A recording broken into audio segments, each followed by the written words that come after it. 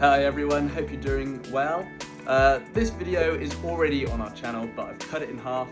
It's part of the installing insulation in your van and also talk topic. So this is the talking side of it, not the installing side. So we look at things like what is the R factor, cost, different types of insulation, and general things like that. So hope this video is helpful to you. If you like it, give us a thumbs up, and if you like our videos and you enjoy our channel and our content, don't forget to subscribe. Thanks very much, and we will see you soon.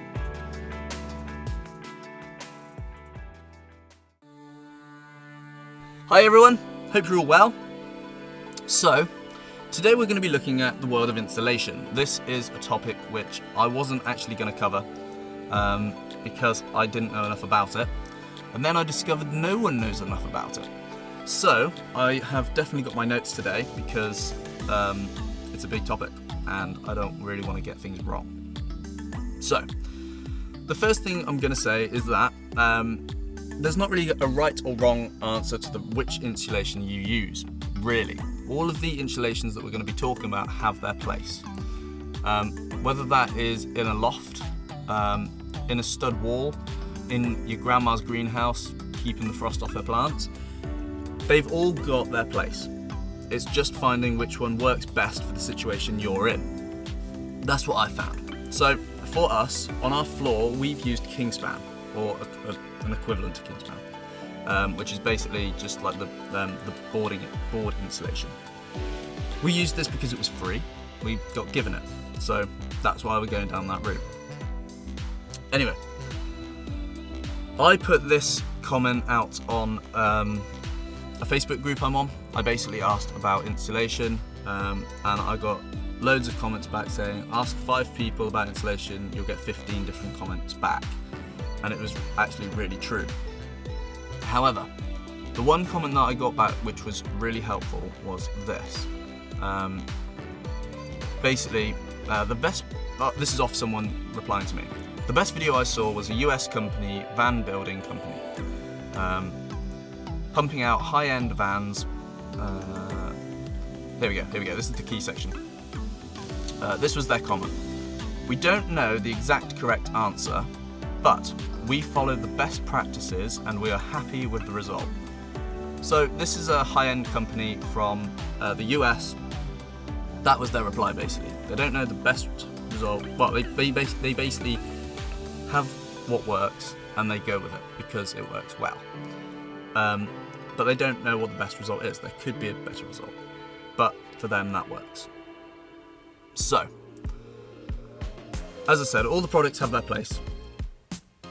So we just have to kind of find out which product we need for our whatever we're doing.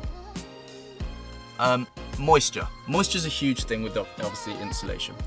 If you've got water running down your walls, and I mean like, you know, just dribbling down and just messy, insulation first of all isn't going to stick to it. Whatever insulation it is, you do not want that because it's just not designed to be sucking in water and stuff like that. Small particles that are in the air and kind of stuff like that, fine. But you don't want like water running down your wall. It's just not right. Okay, so we're going to do these in sections. We're going to look at fiberglass, Rockwool, boarding insulation, spray insulation, and expanding foam insulation. So here we go. What is the R factor? So the R factor is basically how we measure the ability to restrict the movement of heat within insulation. So I heard one guy explain it like this. They have a box, they put some insulation in it like so, and then they put a light underneath and they measure how much heat is underneath and how much heat is coming out. So that gives us the indication of how well this product is insulating. So that's your R factor basically. And yeah, depending on the thickness of the insulation is kind of like more so, there's a better R factor for insulating. However, when you go to different insulations, they have different R factors because they're different insulating types. So a foam insulation R type will be different to a Rockwool. So it's kind of weighing up the odds. Fibreglass. Fibreglass is basically made out of sand, it's made out of glass, it's kind of, I don't know how they make it, but it's like that kind of wool textured substance. Fibreglass is cheap, first of all. That's a good reason to go for it. It's really cheap, it's easy to get hold of. There's different colours. The colours mean nothing. It's basically just different manufacturers, whether it's pink, whether it's yellow. It's down to the manufacturer. So when it comes to things like these wall insulations, a lot of people shove them in really, really tight, and they kind of pack it in there and they think that's really good.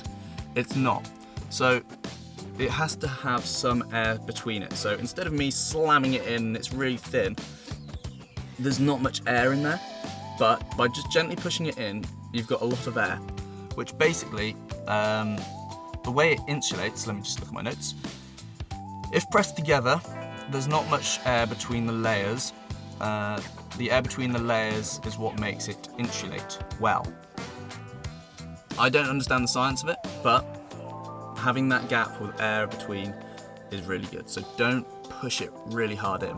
Also with fiberglass, obviously with glass and things like that, it can be really irritating on your skin. I remember when I was a kid, I fell into an attic. I was in the attic and I fell. So I didn't fall up into it. I basically fell into some fiberglass and like my arm, oh man, the glass was just like, it was so itchy, it was just really annoying. So when you're doing things like this, obviously have a look at wearing some gloves or a mask, whatever it is. Next is Rockwool. So Rockwool is fairly similar to like a fiberglass insulation. It's kind of that woolly textured again. However, Rockwool is made out of rock. It's made out of different types of minerals, and it's a lot thicker. It's a lot more dense than fiberglass. It's got a higher melting temperature, so fiberglass will melt. Rockwool is, you'll find it a lot on different fire safety things, so yeah, it's got a higher temperature so it won't melt as easily, so they'll use it within for fireproofing more so.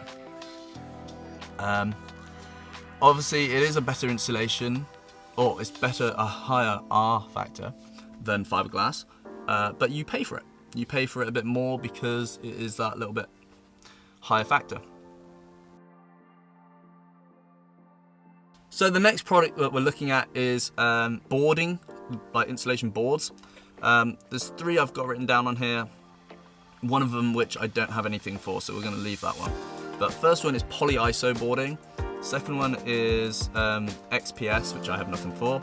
And the third is EPS. So, polyiso boarding. That's basically your Kingspan. So, Kingspan's a massive company. They do this polyiso boarding. It's a really good insulator. This is what we use for our floor. It has a high R factor, so the R factor on this product is 6.5 per inch.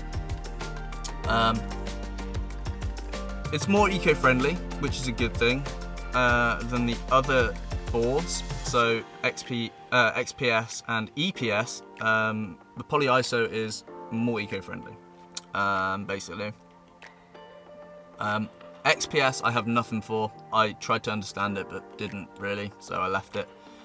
EPS is like that kind of boarding again, but it's like the polystyrene. So back in the olden days, which aren't that old, when you had like polystyrene cups, that was essentially EPS. So that kind of, yeah, like loads of little ball bearings or like whatever, not ball bearings, but 100 little balls kind of stuck together to make a cup, that kind of thing.